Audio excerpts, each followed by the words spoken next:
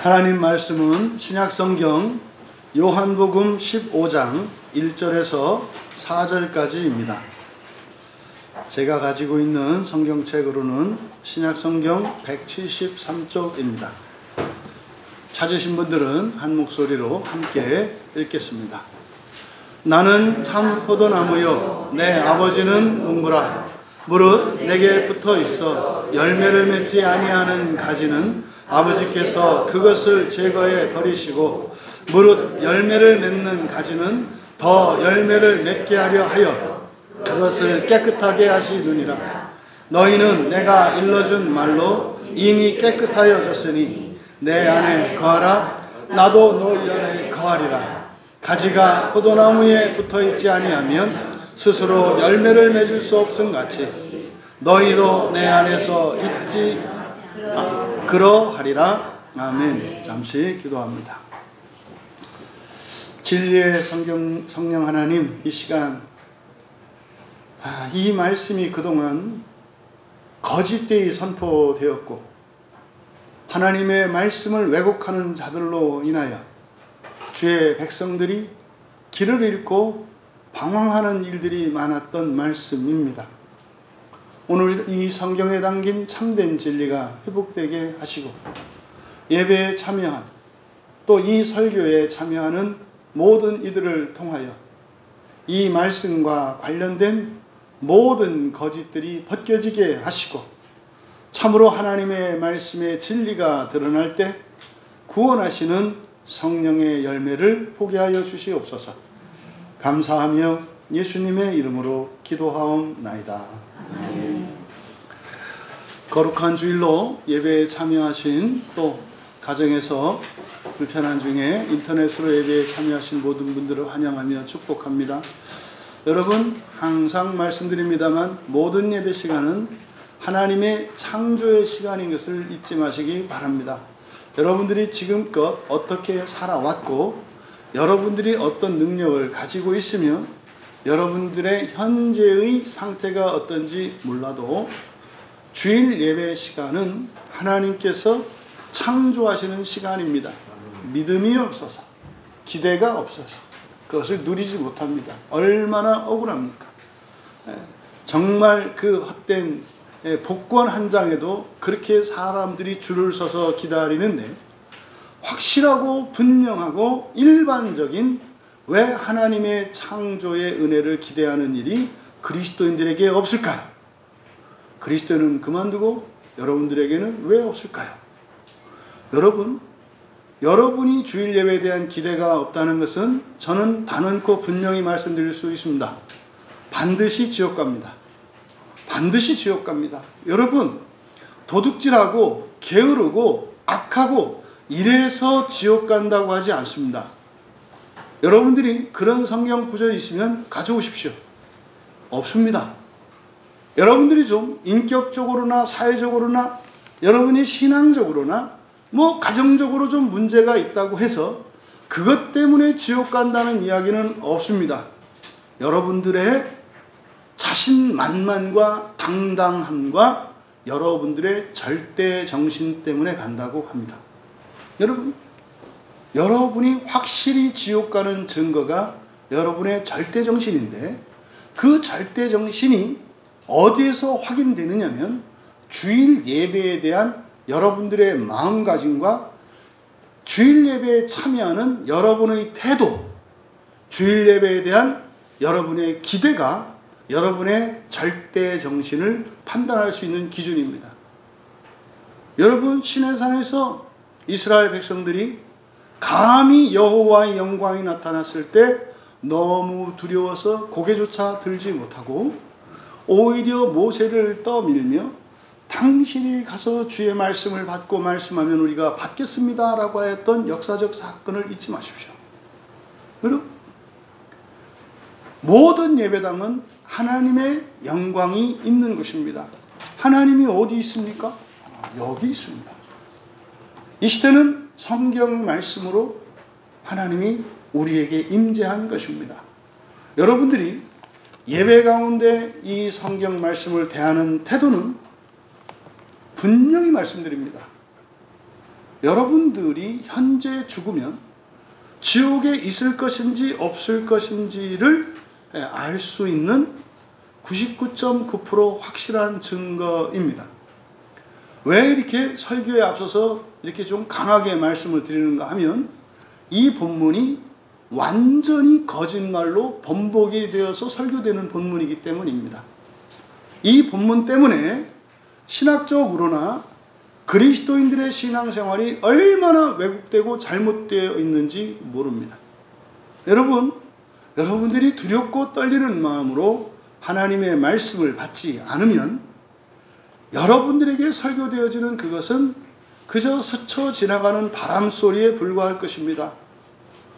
그런 사람은 분명히 현재 지옥에 있습니다. 잊지 마십시오. 여러분이 이 세상에서 겪는 그 어떤 환난과 고난은 지옥에 비할 바가 아닙니다. 여러분 오늘 교회에 나온 이유가 뭡니까? 여러분이 교회에 나와서 여러분에게 좋은 게 뭡니까? 지옥을 말리는 거라니까요. 지옥을 말리는 거라니까요. 교회 안에 있는 그리스도인이 믿지 않는데 세상 사람들이 어떻게 믿겠어요? 부디 여러분, 이 요한복음 15장에서 말씀하는 이 말씀 속에 담겨 있는 참된 구원의 진리를 여러분들이 믿을 수 있기를 바랍니다. 믿음으로 받아들였을 때 그 말씀이 여러분들의 모든 것을 창조하시는 그런 특별한 은혜의 경험이 있기를 진심으로 축복합니다. 여러분, 이 본문은 사실상 앞에 마태, 마가, 누가복음 이 세 개의 복음서를 공관복음서라고 하잖아요. 이 공관복음에서는 바로 이 말씀에 대해서 이제 이 말씀과 연결되어 있는 것이 포도나무 비유입니다. 이게 이제 공관복음에서는 사실상 성찬식의 기원이 되는 마지막 유월절 때 그 만찬, 유월절 만찬, 그 본문과 연결되는 것이 바로 이 본문입니다. 그래서요, 정말 이 포도나무 비유라고 일컬어지는 이 본문은 공관복음의 성만찬, 오늘날 우리가 하는 성찬식의 기원이 되는 그 유월절 만찬과 연결되어 있는 본문이고, 그것의 의미를 그리고 그 가치를 설명해 주는 본문입니다. 그래서 이거는 여러분 세례, 성찬, 이것을 우리가 성례라고 하는데, 이 성례라고 하는 것은 구원과 직결되어 있는 것입니다. 그래서 이 성례라고 하는 것은 어느 누구도 건드릴 수 없는 거예요. 오늘날 교회를 보세요. 세례와 성찬이 그렇게 절대적인 가치를 가진 것으로 그리스도인은 그만두고 교회들을 담임하는 목회자들에게서 중요시 여겨지나요? 여러분, 이거는 굉장히 위험한 조짐입니다. 부디 오늘 이 말씀에 담긴 정말 이 구원의 진리가 여러분들에게 믿어지고 확실히 깨달아져서 오늘 이후로 여러분의 삶에 분명한 변화와 성령의 역사가 나타나기를 진심으로 축복합니다. 여러분, 이 본문과 가장 직접적으로 연결되어 있는 본문이 이제 마태복음 13장에 6절과 9절에 걸쳐서 연결된 본문입니다. 이것은 하나님 나라에 들어가기 위해서는 바로 우리들의 죄의 고백과 회개, 그리고 하나님의 용서가 필요하다는 것을 가르쳐 주는 것이 마태복음 13장 13장 6절에서 9절의 내용의 요약입니다. 그러니까 하나님 나라에 들어가려면 무엇이 필요하다고요? 우리가 우리의 죄를 고백하고 회개하고 하나님의 용서가 있으면 되는 거예요. 여러분들이 얼마나 훌륭하고 얼마나 많은 일을 했고 어떤 죄를 짓지 않았고가 아니라 여러분들의 죄의 고백과 회개가 있고 하나님의 용서가 있으면 부활하여 하나님 나라에 들어갈 수 있다는 말씀이에요. 그러면 마태복음 13장의 말씀과 지난 한 주 여러분들의 한 주를 연결시켜서 생각해 보시란 말이에요. 지난 한 주를 살아가시며 최소한 한 날 한 날 한 번 이상의 죄에 대한 고백과 회개가 있었는지, 그리고 하나님의 용서를 구하는 실천이 있었는지 말씀드리잖아요. 그게 없었으면 하나님 나라에 들어갈 수 없다니까요. 높아심에서 말씀드리는데 이런 얘기를 여러분 협박으로 듣거나 위협으로 듣지 마세요. 여러분 굉장히 좋은 이야기예요. 모든 사람에게 지옥은 운명지어져 있습니다. 어느 누구도 지옥에서 피할 자가 없습니다. 그런데 예수 그리스도로 말미암아서 모든 사람이 지옥에서 나올 수 있게 되었습니다. 어느 누구도 피할 수 없는 것이 지옥이었습니다. 그래서 어쩌면 태어날 때부터 그 지옥에 대한 암시가 울면서 태어나는 거예요. 태어날 때부터 사람은 고통스럽게 태어납니다. 아이를 낳는 어미나 어머니에게서 태어나는 그 아이나 기억을 못할 뿐이지 그 고통에 대한 두려움, 그래서 사람이 가지고 있는 가장 기본적인 근본 감정인 두려움이 출생 때 새겨지는 거예요. 온 마음과 온 세포에 이 고통에 대한 두려움과 공포가 이 안에 있어요. 그래서요, 이렇게 둘이 마주보고 있다가 손을 탁 들면 어떻게 해요? 이렇게 탁 막는 거예요. 그게 여러분 무조건 반사인데 그런 일이 일어나요. 제가 왜냐면 옆에 그 세탁소 사장님 깜짝 놀랐어요. 둘이 이렇게 만나서 인사를 하다가 갑자기 가려워서 이렇게 했는데 이분이 막 이렇게 하시더라고요. 공포에 대한 이 고통에 대한 두려움이 있구나. 그러니까 여러분 태생적으로 사람은 고통을, 지독한 고통을 겪으면서 공포에 대한 두려움을 가져요. 근데 그게 사실은 뭡니까? 종말론적으로는 지옥입니다. 태어날 때 겪었던 그 고통에 대한 기억은 없습니다. 근데 그것을 인생을 살면서 그것을 풀어놓고 경험해요. 어린이집 가서 고생하고, 어린이집에 온 애들 돌보느라고 고생하고, 또 등하교 시키느라고 고생하고, 이렇게 하면서 그 고통이 우리의 일생 가운데에서 태어날 때부터 사는 동안 그리고 마지막까지 확정되어 있는 것을 얘기합니다. 그런데 예수님이 오신 거예요. 예수님이 오신 거예요. 그래서 모든 인류의 모든 고통을 당신의 몸으로 다 받아내신 거예요. 그게 회개란 말이에요. 그게 회개란 말이에요. 여러분들이 매일매일 살면서, 오늘 여러분들이 살면서 했던 모든 언행에 대해서 이것이 하나님 앞에서 기쁘게 여기심을 받을 만한 게 아니고 사람답지 않은 것이고 그리스도인답지 않은 것이라면 여러분 그것을 마음 아파하고 회개하시고, 회개한다는 건 뭡니까? 다시는 그런 말과 행동과 생각을 하지 않기로 결심하는 거예요. 그런 일을 더 이상은 즐거워하지 않기로 하는 거예요. 그리고 그것을 위해서 어떤 실천을 하는 거예요. 그렇게 되는 게 아니죠. 하나님의 은혜를 구해야 합니다. 근데 그게 가능했던 것이 예수님이 십자가에서 우리를 대신하여 모든 고난과 고통을 대신 지시고 감당하셨기 때문에 가능한 거예요.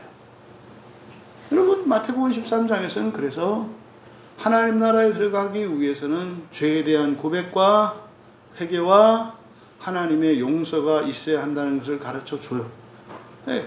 아직 요한복음에서도 예수님이 십자가에 못 박히시기 전이에요. 우리는 알잖아요. 그게 무슨 말인지. 너희들이 죄를 고백하고 회개하고 용서를 받아야 부활해서 하나님 나라에 들어갈 수 있다. 이거는 그때 제자들은 무슨 말인지 몰라요. 그것을 위해서 오셨고 그것을 위해서 대신 십자가에서 죽을 것이라고 하는 예고했단 말이에요. 여러분은 알잖아요. 근데 왜 제자만 또 못하냐 이 말이에요.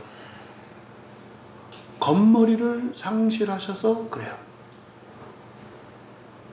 여러분들이 이 설교에 공감이 안 된다면 전 분명히 말해요. 오늘 죽으시면 안 돼요. 오늘 죽으시면 안 돼요. 여러분, 오늘 아침에 갑자기 그 백인수 집사네에서 연락이 왔어요. 오늘 예배에 못 온다고. 이유가 사촌 매형이 돌아가셨대요. 근데 그냥 돌연사 하신 거예요. 연세는 제가 정확히 모르겠어요. 뭐 얼마나 되겠어요. 네? 사촌 매형인데. 어제 저녁에 들어오셔가지고 돌연사 하신 거예요. 돌연사. 여러분이 돌연사 하지 말라는 법이 있어요? 여러분 영원히 살 것처럼 착각하지 마세요. 반드시 죽어요. 그런데요, 여러분들은 지옥 안 가시나요? 여러분 중에 잘못된 교리에 경도되어서 목사님이 암만 그렇게 얘기해봐야 난 어렸을 때부터 교회를 다녔는데 옛날에 목사님이 예수님만 믿고 주일 예배만 꼬박꼬박 나오면 그리고 뭐 11조 하고 이렇게 하면 지옥 안 간다고 얘기했는데 나는 그 말을 믿으니까 당신은 아무리 씨부려 보시오. 저주가 있을지어다. 저주가 있어요. 여러분들이 목사 안 믿는다고 말하지 않아요? 하나님 믿는다고 언제 여러분들이 목사를 믿었어요? 그때 그 목사님한테 전화해서 물어보면 그때 말 안 들었던 사람이라고 할 거예요. 그때 말도 안 듣던 사람이 이제 와서 마치 그때 그 목사님의 모든 말씀을 잘 듣고 따른 것처럼 순 거짓말쟁이지. 또 이제 나중에 그러면 그런 사람 어떻게 하느냐? 이제 우리 광야교회 다니다가 떠나서 나중에 하면 그런 거예요. 그때 가서 또 이제 다 죽이고 이제 그때 가서 지옥은 영원한 거 아니래. 뭐 이렇게 또 하면 틀렸어. 저거는 틀렸어.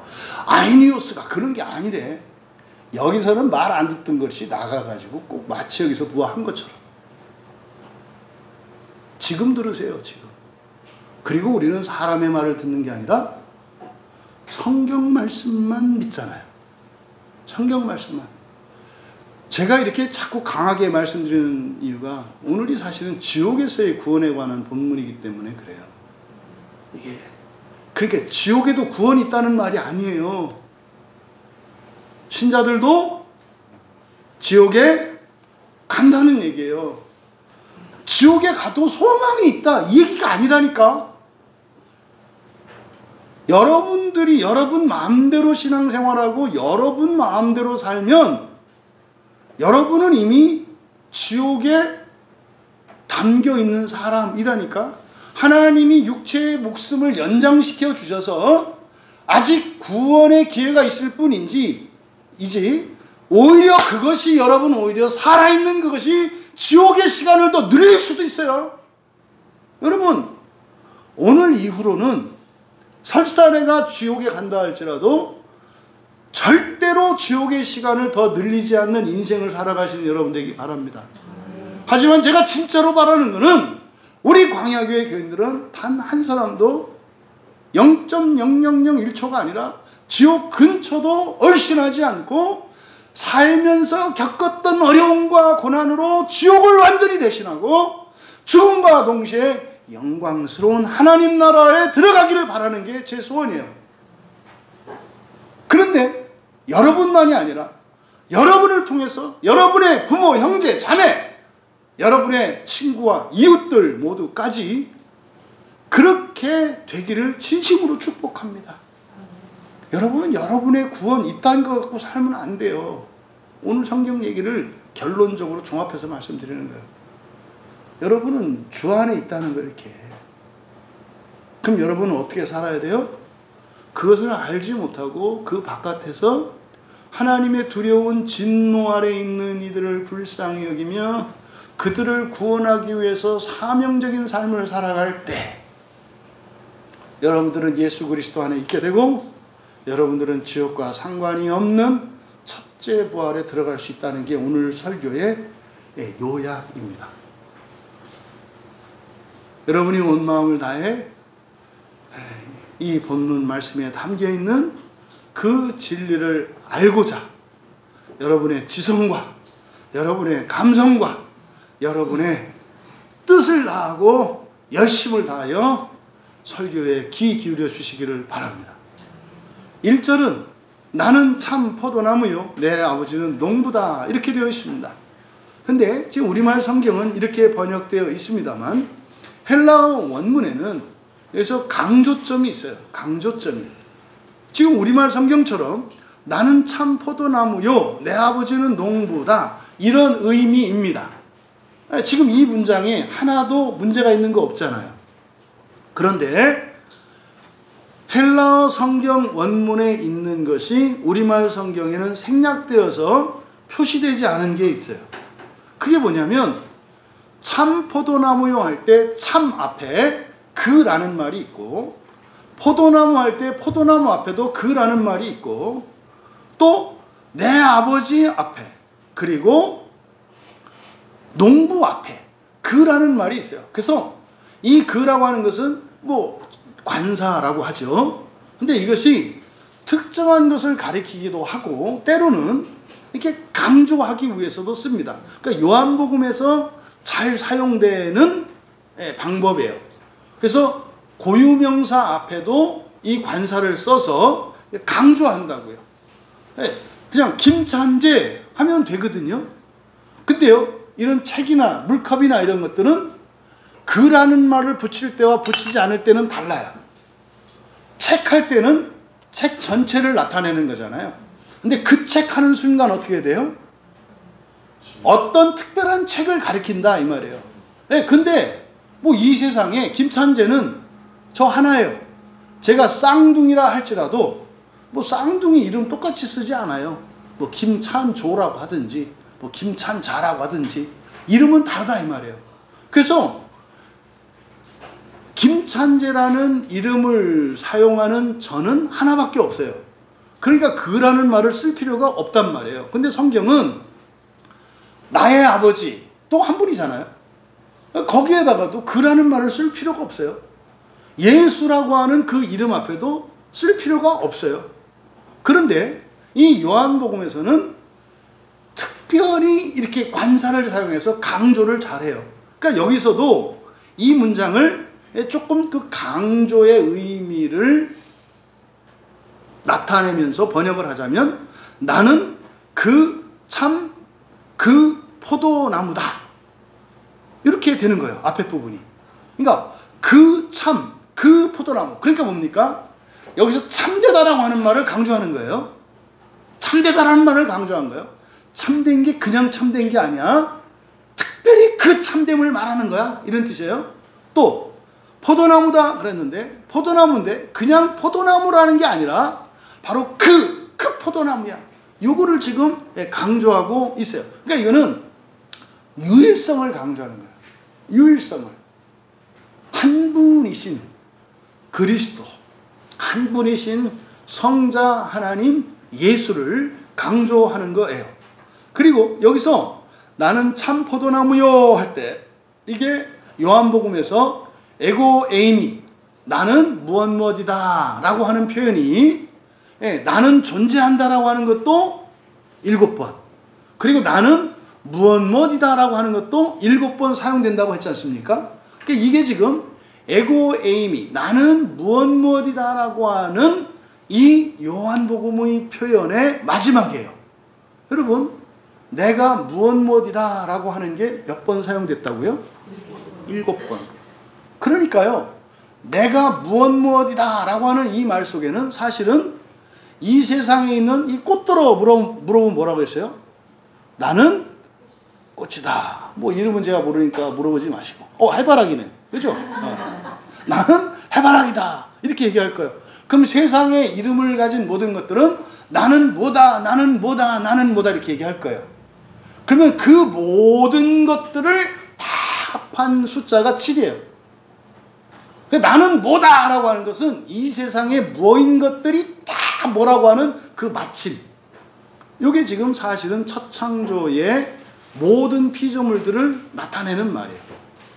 그러면 여기서 포도나무에 대해서 언급하는데, 이 포도나무가 공관복음에서는, 마태복음, 마가복음, 누가복음에서는 어디에만 사용된다고요? 마지막 유월절, 유월절 만찬에만 이 포도나무라는 단어가 사용돼요. 그리고 아무데도 다른 복음서에는 유월절 성만찬을 제외하고는 포도나무를 사용하지 않아요. 그때 유월절 성만찬에서 포도나무가 언급되는 것은 포도주 때문에 그렇죠. 그래서 7번의 에고에임이, 이것은 첫 창조의 모든 존재를 나타내는 말이에요. 그럼 여기에는 무엇에 대한 기대가 있어요? 새 창조에 대한 기대가 있는 거예요. 새 창조에 대한 기대가. 그래서 예수님이 성만찬을 하실 때 그때 뭐라고 얘기하시냐면, 내가 앞으로는 포도나무에서 난 것을 마시지 않겠다 그래요. 언제까지? 하나님 나라가 임할 때까지. 뭐 그때 포도나무는 첫 창조 세계에 있는 포도나무를 의미해요. 그러니까 그거를 마시지 않겠다는 거예요. 그리고요, 하나님 나라는 새 창조예요. 그때는 뭘 마시겠다는 거예요? 새 포도주를 마시겠다는 거예요. 이 포도주는 안 마셔. 이 땅에 있는 것은 마시지 않아. 내가 새하늘과 새 땅에서 새 포도주를 마실 거야 라는 말씀이에요. 이게 민수기 6장 4절에 바로 나실인이라고 하는 것은 나를 하나님께 드리는 거예요. 나실인 서약을 하면 이제 나는 없고 내가 전적인 하나님의 소유가 됩니다. 그러니까 이게 마치 이제 저희 같은 성직자들이 하는 게 일종의 나실인 서원 같은 거예요. 그래서 목사가 될 때 정상적인 모든 목사들은 서약을 한다고요. 그래서 목사 안수 받을 때도 서약을 합니다만, 개인적으로 목사가 되겠다고 결심하기 전에 1대1로 하나님 앞에서 하는 서약이 있어요. 정상적인 목사는 이 서약을 다 하는 거예요. 뭐요? 내 뜻대로 살지 않겠습니다. 내 뜻대로 살지 않겠습니다. 하나님 뜻대로 살겠습니다. 주의 뜻대로 하옵소서. 이게 정상적인 목사의 나실인 서원이에요. 그래서 그때부터 목사들은 성경의 사람이 되는 거예요. 그래서 목사는요, 정상적인 목사는 성경의 말씀만 들어요. 성경의 말씀만. 그럼 또 뭐 성령의 음성은 안 듣습니까? 이상한 사이비 집단들이 하는 얘기예요. 성령의 음성인지 아닌지 어떻게 알아요? 성경과 일치하느냐예요. 결국은 성경 말씀을 듣는다는 것은, 따른다는 것은 뭐예요? 성령 하나님의 말씀에만 순종한다는 뜻이에요. 그래서 목에 칼이 들어와도 저는 이 성경에서 발견된 진리를 절대로 양보하거나 포기하지 않습니다. 그럴 수가 없어요. 왜냐하면 제가 하나님 앞에 서약했기 때문에. 이게 민수기 6장 4절에 나실인의 그 서원 안에 금지된 게 있어요. 나실인은 포도주에서 나는 것을 먹으면 안 돼요. 그럼 뭘 먹어야 돼요? 이 다음에 새하늘과 새 땅에서 새 포도주를 마셔야 되는 거예요.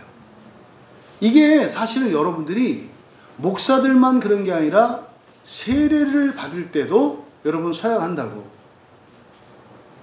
녹취를 안 해놔가지고 녹음을 안 해놔서 여러분들이 발뺌을 할 게 뻔해. 여러분 여기 서가지고 이렇게 서약했거든. 응? 말씀에 순종하며 목사님의 지도와 치리에 따를 것을 다 했다고 증거 대라 그러면 또 증인들이 또 기억력이 없어. 그래서 앞으로는 이걸 녹음을 따로 해가지고 이렇게 파일을 하나 이렇게 쭉 해놔야 될 것 같아. 여러분들이 세례를 받을 때 나시린 소원을 한다고요. 그래서 포도나무에서 난 걸 먹지 않겠다는 것은 이 땅의 것을 먹고 살아가는 게 아니라 하늘에서 내리는 것을 먹고 살겠다는 뜻이에요. 이거를 뭐예요? 은혜를 받는다 그러죠. 오늘 여러분들이 교회 나온 건 하늘에서 내리는 양식, 마치 광야의 백성들이 먹었던 만나, 영적인 음식을 먹기 위해서 나온 거예요. 이게 나시린 소원이고요. 이게 그리스도인이고 저 같은 목사다 이 말이에요. 그러니까 거기에서 바로 나오는 게 이 포도나무예요. 그런데 여기서는 예수님이 내가 포도나무다 그러지 않으셨잖아요. 앞에 뭘 붙였어요? 참이라는 말을 붙였어요. 참. 근데 그 참을 강조해서 앞에 그랬다 했죠. 그 참, 그 포도나무. 그러면 여기서 참이라고 번역한 이 단어는 알레티노스라는 말이에요. 알레티노스. 이 알레티노스가 뭐 참된 뭐 이런 뜻이거든요. 근데 헬라어 단어에 이 알레티노스만 있는 게 아니라 알레테스도 있어요. 그러니까 알레테스, 알레티노스 둘 다 참된이라는 뜻이에요. 둘 다. 의미는 같아요. 그런데 여기에 사용된 알레티노스와 또 알레테스는 새로운이라는 뜻을 가지고 있는 알레테스는 어떻게 다르느냐? 여기에 사용된 알레티노스는 본질적으로 참된 걸 말해요. 본질적으로 참된 걸 말해요. 그러니까 알레테스는 사실과 같은 걸 말해요. 알레티노스는 본질과 일치하는 걸 말해요. 그러니까 여기서 참 포도나무다라고 하는 것은 사실은 뭡니까? 이 세상에 있는 이런 형상이 아니라 뭐다? 본질이시다 이렇게 하는 거예요. 내가 본질이시다. 이것을 참 포도나무. 그래서 이 포도나무는 뭐라 했어요? 첫 창조 세계의 모든 피조물들을 나타내는 것이고 참 포도나무다라고 했을 때는 이게 원형상 하나님의 그러니까 본질 이 세상 모든 존재의 본질이라는 거예요. 여러분 이 세상의 본질은 뭐죠? 바꿔 물어볼게요. 이 세상의 모든 것은 어디로부터 나왔죠? 하나님으로부터 나왔죠. 하나님으로부터 나왔죠. 그래서 뭐라 그래요? 하나님이 우리의 아버지라고 하잖아요. 그래서 이 세상의 모든 것들의 본질은 사실은 하나님이시죠. 하나님. 그러니까 이 참포도 그 포도나무라고 하신 이 말 속에는 바로 이 세상의 첫 창조 세계에서 창조된 모든 피조물들의 근원, 본질이 바로 예수님이시다라고 하는 것을 나타냅니다. 근데 이 포도나무가 굉장히 특별한 나무예요. 성경에서 포도나무는 영적인 의미를 갖고 있습니다. 다른 나무들 가운데서 포도나무는 최고로 치는 나무예요. 성경에서. 그러니까 그랬더니 그래서 포도가 몸에 좋은가 이렇게 그럴 수도 있어. 근데 그런 의미가 아니라 이것은 은유적인 의미죠. 근데 특별한 의미를 부여해요. 그러면 이 포도나무가 어디서 나오냐면 창세기 9장 20절에서 여러분 참고로 노아의 홍수가 하나님의 심판입니까? 구원입니까? 예, 자랑스럽습니다. 하나님의 심판이 아니라 노아의 홍수는 구원 사건이에요. 이게 소망이한테 좀 물어보면 좋을 텐데 우리 소망이는 아침에 엄마가 막 이렇게 세수시켜주는 게 감사한 일인가 괴로운 일인가? 소망이는 아침에 엄마가 이렇게 뭐 얼굴을 막 씻겨주면 그게 좋은 일인가 싫은 일인가? 소망이는 엄마가 이렇게 막 세수 시켜주면 좋아 싫어? 어? 좋아요. 아, 좋아요. 그러니까 알잖아. 물에 씻기는 것은 뭐 한 거예요? 좋은 거예요. 좋은 거라고. 근데요, 힘들기도 해요. 엄마가 누구냐에 따라서. 그리고 그날 엄마 컨디션이 어떠냐에 따라서 달라. 이 강도, 이 비비기 강도가 어떻게, 특히 코 부위를 비빌 때 이제 어떤 강도로 하냐에 따라서 이제 달라. 그죠? 근데 우리 하나님은 절대로 압박하시는 분이 아니시거든. 그래서 노아의 홍수 사건은 구원 사건이에요. 세상이 땅속까지, 사람 마음속까지 완전히 죄로 더러워졌어요. 그 뒤로는 멸망을 향해서 악한 짓만 저지르며, 그러니까 살면 살수록 불행해지고 괴로워질 수밖에 없는 세상이 됐어요. 그때 하나님이 물로 씻기시는 사건이 노아의 홍수 사건이에요.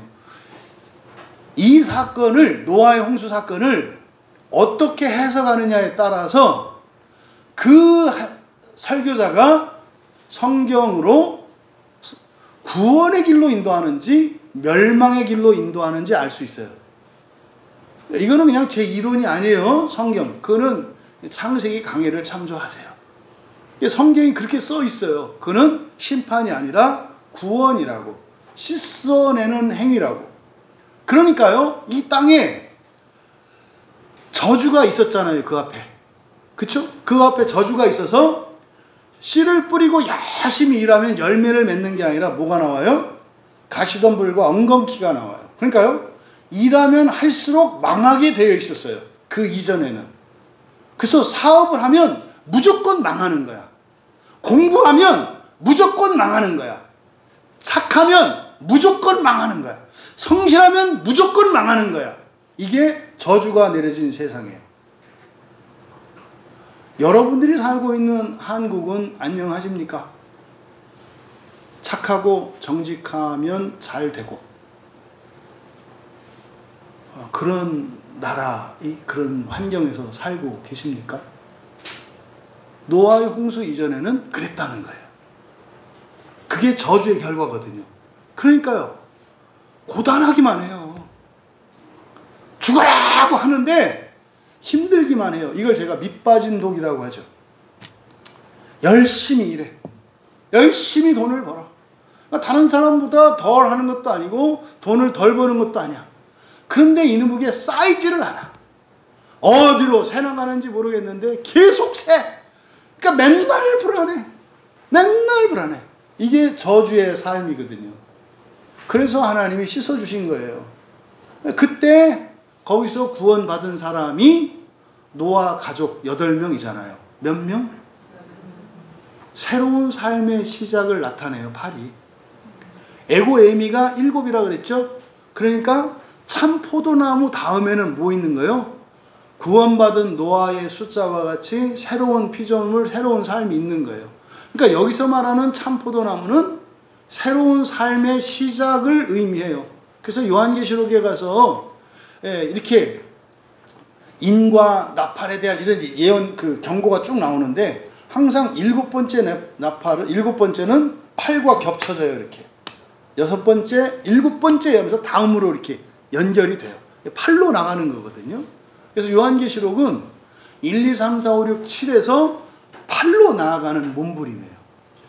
그러니까 노아의 가족 8명이 구원받았잖아요. 그래서 이제 물이 다 빠졌어요. 그래서 창세기 9장 20절은 물이 다 빠지고 난 뒤에 노아가 맨 처음 한 일을 기록한 거예요. 거기 뭐라고 되어 있냐면 포도나무를 맨 처음 심었다 이렇게 되어 있어요. 그러니까 이 포도나무는 뭡니까? 저주가 풀린 땅에서 심은 거예요. 그 전에는 무엇을 심어도 가시덤불과 엉겅퀴가 나오는 거였어요. 그런데 홍수가 끝나고 땅이 드러나서 심었는데, 포도나무를 심었는데 포도나무가 나왔어. 포도나무 열매가 열렸어. 어땠을 것 같아요? 그러니까 평생 한 30번 사업을 했는데 다 망했어요. 31번째 새로 뭘 시작을 했는데 이게 막 되는 거예요. 그때 어떻게 했냐고. 너무 좋지 않겠어요? 그럼 어떻게 해야 돼요, 여러분? 여러분이 그렇게 되면 어떻게 하시겠냐고. 네? 인생이 막 바뀌었어. 막 이게 하면 되는 거야. 그럼 어떻게 하시겠어요? 예? 얘기해 보세요. 독심술 하지 말고 여러분 생각을 얘기해 줘요. 무언 얘기하려고 또 저러나 이러지 말고. 어떻게 할까요? 예? 어떻게 할까요? 하나님께 감사해야지. 근데 노아는 술 먹고 뻗어요. 그리고 한 짓거리가 옷을 벗어던져요. 옷은 하나님의 언약의 상징이에요. 아담과 하와가 죄를 짓고 난 뒤에 부끄러워졌잖아요. 그래서 동물을 하나 죽여서 그 가죽으로 입혀줘요. 그래서 옷을 입는 행위는 하나님의 보호 안에 있는 것을 나타내는 거예요. 그러니까 여러분들 절대 누드 해변 이런 데 가서 옷을 벗으면 안 되는 거예요. 뭐라도 꼭 걸치고 있어야 하는 거예요. 왜? 그게 언약 안에 있는 거니까. 언약 안에 있는 거라고. 근데 노아가 벗어요. 이건 뭐예요? 하나님의 보호를 거부한 거예요. 그랬더니 끔찍한 일이 일어나요. 그러니까 구원받은 노아가 맨 처음 했던 것, 다시 말해서 구원의 증거예요. 이 포도나무가. 그러니까 여러분들이 예수님을 믿고 어떤 표적이나 이런 것들을 경험했어. 그게 뭐라고요? 포도나무라고. 근데 이 포도나무가 또 창세기 49장에서는 이제 창세기 49장은 야곱이 자기의 이제 12 아들들을 축복과 저주에 대해서 예언하는 장면이에요. 저주가 있을 것이고 복이 있을 것에 대해서 예언을 해요. 조심할 것, 그거는 야곱은 점쟁이가 아니에요. 그러니까 저주와 축복에 대한 예언이 있었어요. 그러면은요, 점쟁이도 어떻게 해요? 점쟁이도 부적을 써줘요. 그래서 어떻게 해요? 화는 면하고 복만 오도록. 그래서 이렇게 놓고 있는 게 그게 부적이란 말이에요. 그러니까 무당도 앞으로 일어날 불행한 일들에 대한 대비책을 처방을 해준다고요. 그러니까 야곱이 한 그것이 확정된 게 아니라 뭐예요? 회개와 그리고 순종을 얘기하는 거예요. 이런 부분은 회개해라. 그렇지 않으면 너에게 이런 화가 있다. 제가 말씀드렸죠.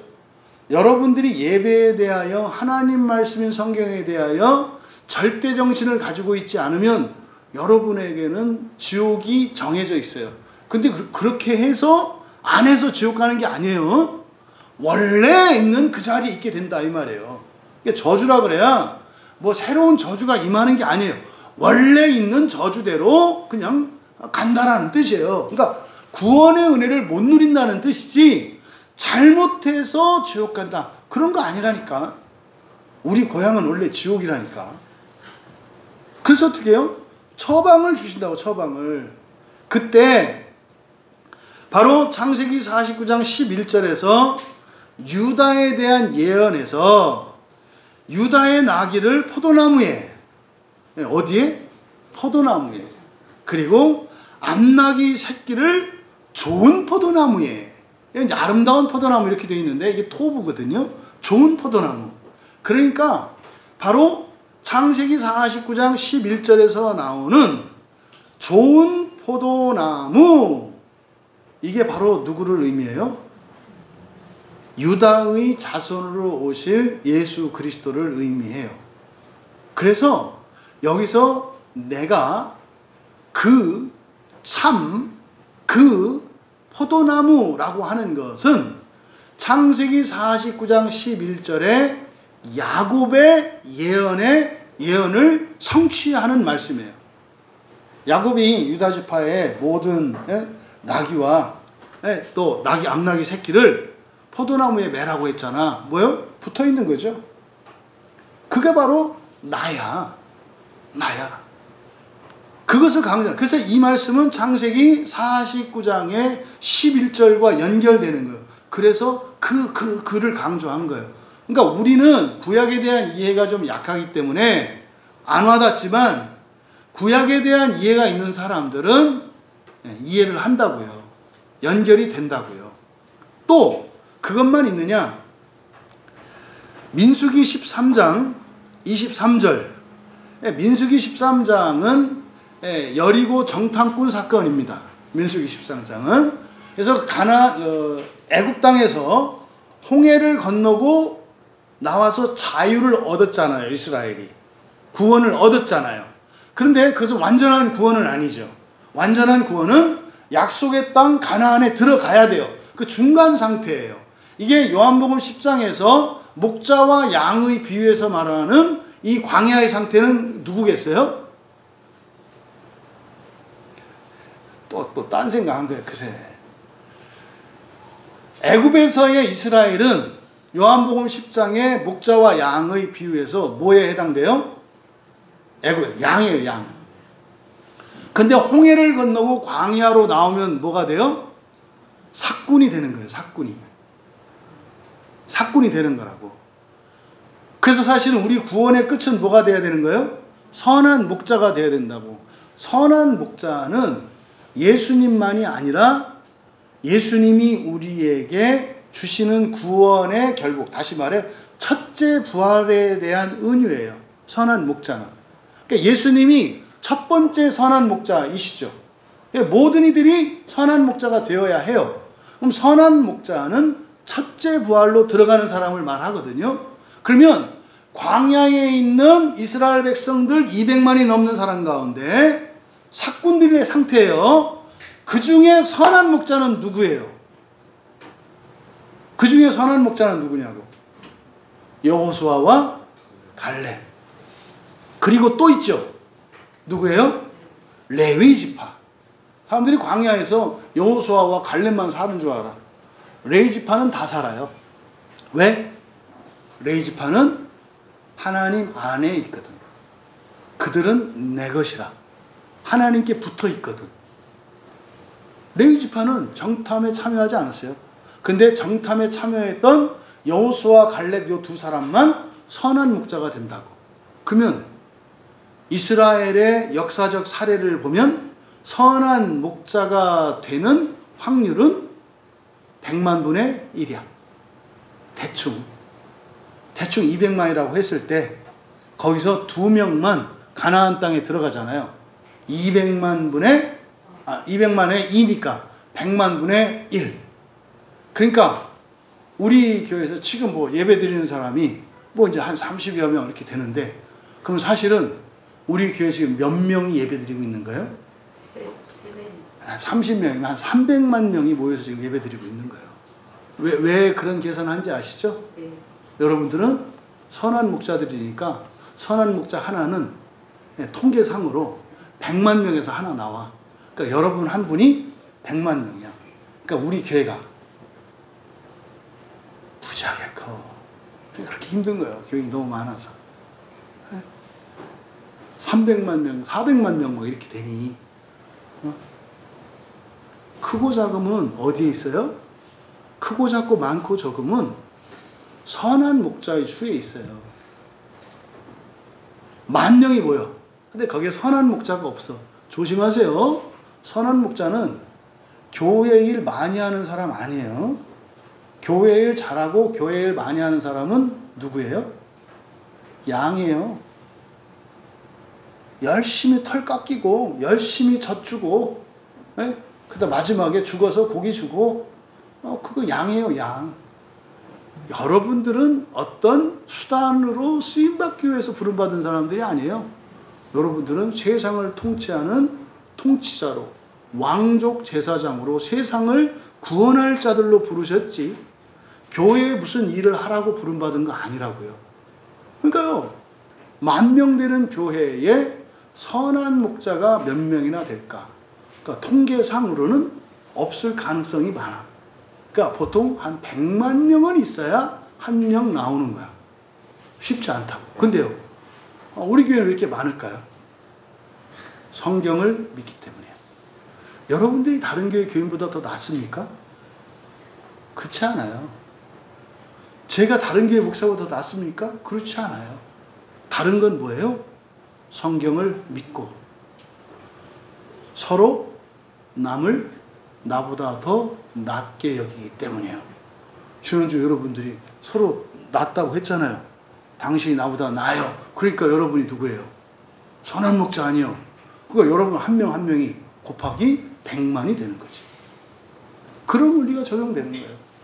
그래서 여러분, 바로 민수기 13장 23절에 이제 그 포도나무가 등장하는데, 12정탐꾼이 가나안 땅에 갔다가 에스골 골짜기에서 입이 떡 벌어져요. 왜냐면 포도나무를 봤는데 거기서 가지를 하나 꺾어 오거든요. 근데 그 가지에 포도송이가 몇 송이 달렸어요? 가지에? 여러분들은 그렇게 가지고 오는데 그 가지가 있어요. 요 가지는 한 송이, 요 가지는 두 송이, 요 가지는 세 송이 있어. 그럼 어떤 가지 꺾어 오시나요? 제일 큰 거. 아유, 복되다. 네. 이제 죽어나는 거예요. 왜냐하면 한 송이가 달린 가지를 뗐는데 4명이 들어. 그러면은 이제 3송이 달렸으니까 최소한 거의 상여 메고 가는 거네. 고생 좀 하셨겠네. 그때 나뭇가지, 포도나무 한 가지를 꺾어요. 거기에 한 송이가 달려 있어. 근데 그게 4사람이 들러매야 할 정도였다고. 그러니까 여기서 말하는 참 포도나무는 바로 뭐예요?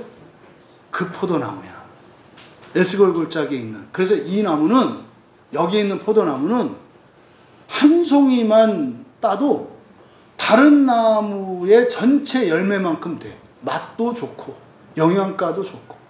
그래서 이게 참 포도나무는 바로 에스골 골짜기에서 그들이 가지를 꺾어왔던 그 포도나무, 이렇게 연상이 된다고. 그럼 여러분, 에스골 골짜기에 있는 포도나무는 어떤 포도나무라고요?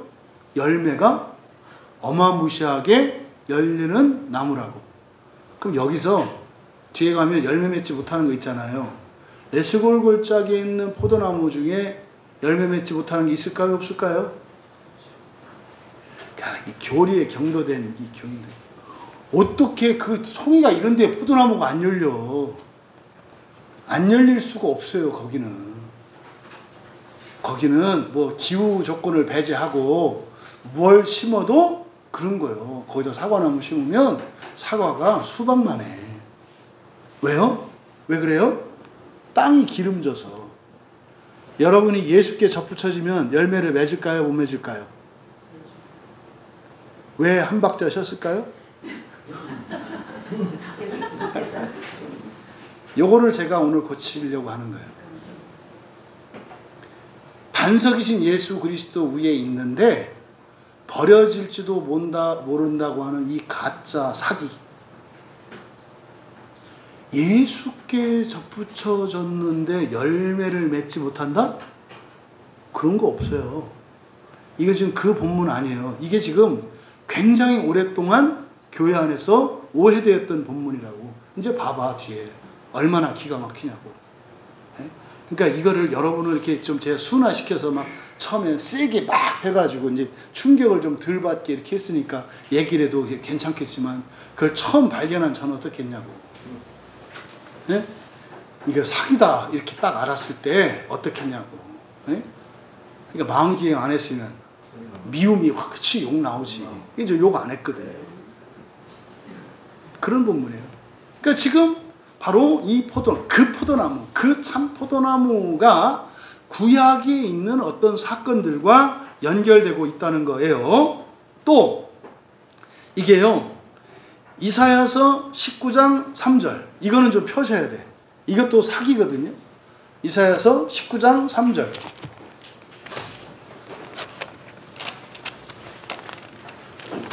이사야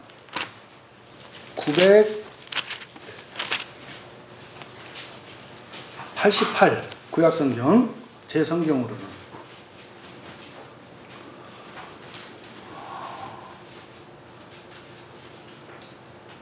이게 이사야? 잠깐만요. 이사야 19장 3절. 뭐가 되어 있죠? 네. 제가 잘못 봤네. 잠깐만요. 선생님 구절을 제가 잘못 써놨네. 이사야. 죄송합니다. 제가 구절을 잘못 인용을 해놨네요. 잠깐만, 조금 있다가 생각나는 대로 말씀드릴게요. 이게 이제 이사야서에서 이 포도나무가 이제 언급이 돼요. 근데 이 포도나무를 이스라엘의 비유로 사용됩니다. 그래서 구약 성경에서는 여러 민족 가운데 이 이스라엘 민족을 포도나무로 나타내요. 포도나무. 그런데 이스라엘 백성들이 구약 성경에서 이 사람들이 하나님 말씀을 잘 들어요, 안 들어요? 안 들어요. 안 들어요. 그래가지고 이들이 결국에는 어떻게 돼요? 하나님을 떠나요. 우상을 섬겨요. 그러니까 마치 에스골 골짜기에 있는 심겨진 포도나무인데, 그러면 그 포도나무는 무조건 열매를 맺어야 하거든요. 그냥 열매 정도가 아니라 풍성한 열매를 맺어야 하거든요. 근데 안 열려. 이게 구약의 역사거든요. 그러니까 이게 오늘날로 말하면 예수님을 믿어, 교회를 다녀. 그러면 무조건 어떤 일이 일어나야 돼요? 열매가 맺혀야 되거든요. 근데 안 맺히는 일이 일어나. 이게 구약의 이스라엘 사건과 비슷한 거예요.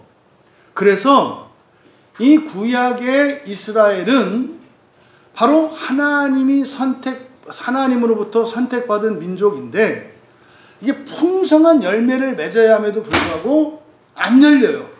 이게 구약의 이스라엘이거든요. 그래서 하나님이 심판을 하시고 회복을 시키셔요. 이게 이제 계속 창조, 타락, 구속 이런 거거든요. 이사야서 7장 한번 가볼까요? 아니요. 자. 네? 예, 호세아 말고 이게 나중에 다시 얘기 드릴게. 예. 아니, 다른 본문이요. 예, 말씀드릴게.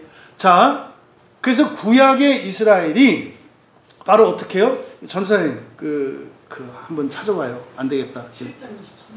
7장 23절.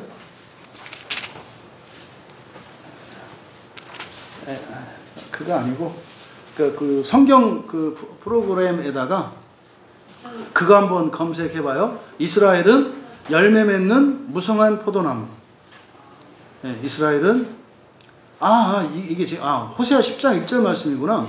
네, 죄송합니다. 권사님 말씀 맞았어요. 프린트 있나요? 예. 호세아 10장 1절에 우리말 성경에 그 프린트 봐보세요. 예. 호세아 10장 1절이 어떻게 돼 있어요? 같이 읽어볼게요. 이스라엘은 열매 맺는 무성한 포도나무라. 이렇게 되어 있잖아요. 예, 이스라엘은 열매 맺는 무성한 포도나무라. 이렇게 되어 있잖아요. 근데 여기에 열매 맺는 이라고 번역된 이 단어가 샤와인데, 이거는 일치하다라는 뜻이고요. 무성한이라고 하는 이 단어가 바카크인데 공허하다라는 뜻이에요. 이 공허하다라는 것은 있다 없다? 없다라는 뜻이에요. 그러니까 예수님이 저주를 받았던 무화과 나무가 왜 저주를 받았어요? 열매는 없고 잎만 무성해서. 그때 무성하다라고 하는 것은 열매가 없다는 뜻이에요. 그래서 여기를 호세아 10장 1절을 그대로 직역을 하면 그 유인물에 나눠드린 것처럼 공허한 포도나무 이스라엘은 이렇게 돼요. 공허한 포도나무 이스라엘은, 그러니까 이스라엘이 어떤 이스라엘이라고요? 열매가 없는 이스라엘이다라는 뜻이에요. 열매와 일치하게 될 것이다. 이 강조형을 써서 반드시 일치하게 될 거다. 이게 무슨 말이냐면, 포도나무는 열매를 뭘 맺어야 돼요? 포도를 맺어야 돼요. 사과나무는 사과를 맺어야 돼요. 근데 열매가 안 열려. 그래서 열매와 일치한다는 것은 뭡니까? 본성과 열매가 같은 거예요. 여러분들이 선한 일을 할 때, 그게 본성적인 선한 일이 될 수도 있고, 본성과 상관이 없는 선한 일이 될 수도 있죠. 예배를 드리는데, 여러분들이 진정한 예배자로서, 이때 진정한 예배자라는 것은 부활이 돼가고 있는, 다시 말해서 하나님의 자녀된 것을 본성이라 그래요. 하나님 자녀된 자가 예배를 드려. 그러면 본성적으로 예배를 드리는 거예요. 열심히 집중해서 똑바로, 이 방식의 문제가 아니에요. 존재에 대한 문제라고. 그래서 열매와 일치하게 될 거다라고 하는 것은 부활을 의미하는 거예요. 그런데 이스라엘은 그렇지 않아요. 그래서 열매가 없어. 그러니까 뭐요? 그리스도인인데 이거는 상식 이하의 인간이야, 이런 뜻이야. 하나님 나라를 받은 사람들인데 하나님 나라하고 상관도 없어, 살아가는 게. 맨날 하는 얘기가 돈 버는 얘기, 비트코인이 어떻고 뭐가 어떻고, 뉴스가 어떻고 뭐가 어떻고, 뭐 연예인이 어떻고. 진짜 여러분 중에 성경에 대한 이런 구원에 대한 진지한 고민이나 관심이 없어요. 무조건 지옥이에요. 저는 정말 이런 얘기를 하면 충격 안 받아도 되는 사람이 충격받고, 충격 받아야 할 사람은 덤덤하다는 게 참 문제인 건 아는데, 여러분들의 관심사가 하나님 나라와 부활보다 다른 데 더 있으면 무조건 그 사람은 현재 지옥에 있는 사람이라는 것만 아시면 돼요. 그럼 여러분들이 일주일 동안 하는 얘기 보면 알아요. 여러분이 교인들 만나보세요. 대화를 나눠보면 알잖아요. 성경 얘기하는데도 나중에 연예인 얘기하는 사람이 있어. 이거 되게 두려운 거예요. 아니, 어떻게 성경 얘기하는데 연예인 얘기가 나와요? 그리고 뭐 쓸데없는 유머 이런 거, 그거는 혼자 즐기는 거고, 그런 거 부끄럽지 않나? 어쩌다가 유머로 쓸 수는 있어. 근데 무슨 얘기를 하다 보면 화제를 글로 끌고 가. 왜 그럴까요? 자기 관심사거든? 그 관심사는 자기가 어디 있는지를 나타내요. 그 사람은 지금 어디 있는 사람이에요? 이 땅 세속에 있는 사람이고, 세속에 있다는 것은 지옥에 있다는 뜻이에요. 여러분, 그래서 너무 현실에 대해서 무관심해도 안 되지만, 너무 현실에 관심이 있는 사람들은, 그래서 현실에서 영적인 의미를 발견하지 못하는 사람들은 그 사람들의 관심이 지옥에 있어요. 지옥 관심 가질 거 없어요. 지옥은 어떻게 하면 돼요? 가면 안 되는 곳, 끝이에요. 그냥 가면 안 되는 곳. 근데 뭐 이렇게 지옥에 대해서 자세히 얘기해? 지옥은요, 가면 안 되는 곳이에요. 절대로 가면 안 되는 곳. 이거면 된다니까요. 근데 천국 얘기하면 좋대. 그 막 지옥 가니까 막 잘게 쪼개서 자세히 얘기해. 그러니까 지 아는 게 그거니까 그거 자꾸 얘기하지. 그게 뭐예요? 지옥과 친한 사람이에요. 그래서 절대 여러분 취미생활 하지 마세요. 드라마 보지 마세요. 뉴스 이 얘기하는 게 아니에요. 있는 거 어떻게 안 봐요? 문화인데 뭐 누리시라고. 중요한 거는 여러분의 관심사가 그게 다면, 지옥에 있다니까 당신? 정신 똑바로 차리라고. 성경도 이렇게 꺾어버리는데 그렇게 살아갖고 지옥은 여러분 벗어나기 어려워요. 광야에서 지옥에서 벗어난 사람이 몇 대 몇? 경쟁률 100만 대 1이었다니까. 여러분들이 경쟁률 100만인데서 들어가 본 적 있어요? 100만은 그만두고 여러분 전교에서 1등 해본 적 있을 수도 있어. 근데 많지 않잖아. 그 100만이면 전국에, 우리나라 전국 1등도 안 돼. 집사님 절대로 뒤에서 1등 못했어. 그거 아무나 하는 거 아니야. 다 알기 전에는 그 반칙으로 할 수 있어. 반칙은 안 쓰고 나가는, 그건 반칙이지. 뭐라도 쓰고 꼴찌해야 진정한 꼴찌지. 여러분, 뭐 우리 때 옛날 그 공부할 때 학생들 그 많을 때 60만, 70만 그랬어요. 우리나라 전국에서 1등 해봐야 100만도 안 돼요.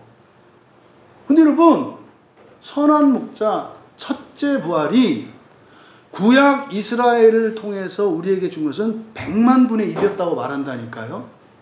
근데 이놈의 그리스도인들은 무엇 너무 자신감인지 1년에 성경도 한 번 안 보는 사람이 자기가 어떻게 지옥 안 간다고 이렇게 착각할 수가 있지? 아무 교회나 다니고 아무 얘기나 들어야 된다고 어떻게 생각하지?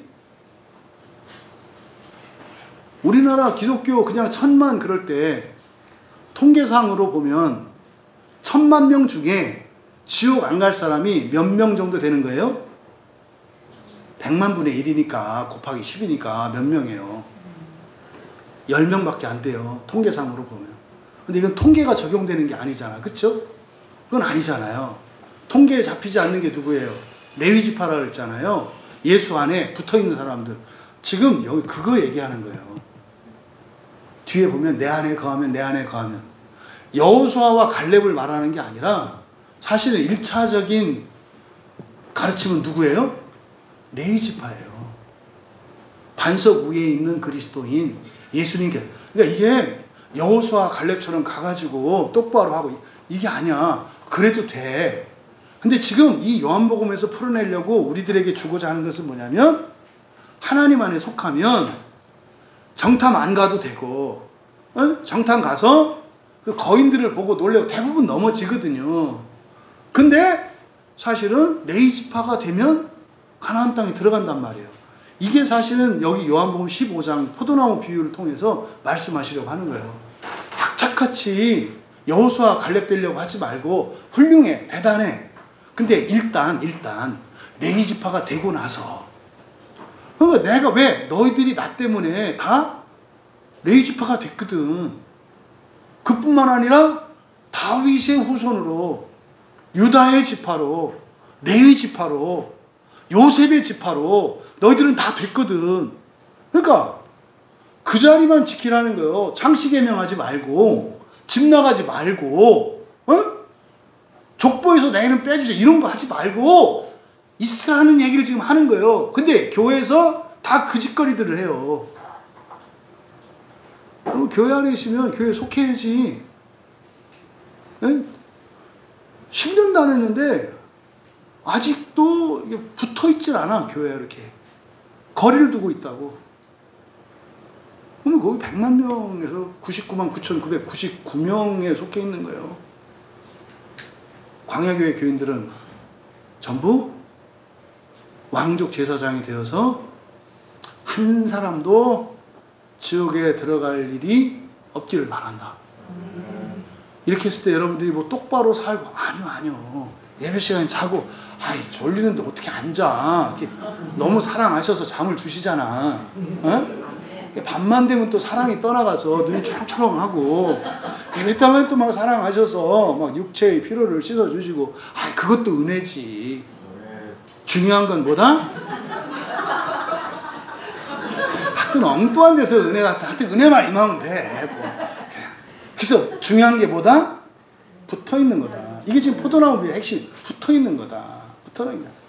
부끄러워도 말고 두려워도 말고 외로워도 말고 미워도 마라. 그냥 붙어만 있으면 된다. 이 얘기를 지금 하려고 하는 거예요. 그래서 어쨌든 바로 그 이스라엘 백성들에 대한 이 헛됨, 이 호세아서 10장 1절에서 그래서 이스라엘은 열매 맺지 못해. 근데 반드시 될 것이다. 반드시 될 것이다. 그게 이제 호세아서 10장 1절인데 근데요 호세아서 10장이 이 본문과도 관계되어 있어요. 왜냐하면 바로 뒤에 뭐라 했어요? 아버지는 누구다? 농부다 그랬죠. 아버지는 그 농부다 그랬잖아요. 근데요 예수님 그 앞에 하나님 나라 비유에서 또